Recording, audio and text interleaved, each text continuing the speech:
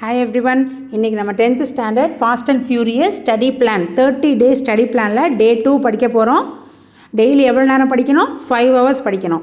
கஷ்டமாக இருந்தாலும் கொஞ்சம் புஷ் பண்ணி படிங்க, ஏன்னா 30 நாள் தான் நம்ம படிக்க போகிறோம். கரெக்டாக?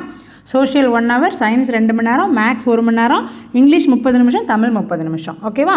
இப்போது சோஷியல் 1 hourல நேற்று ஏற்கனவே ஃபஸ்ட்டு 5 lessons ஹிஸ்ட்ரியில் 2 marks படிச்சிருப்பீங்க.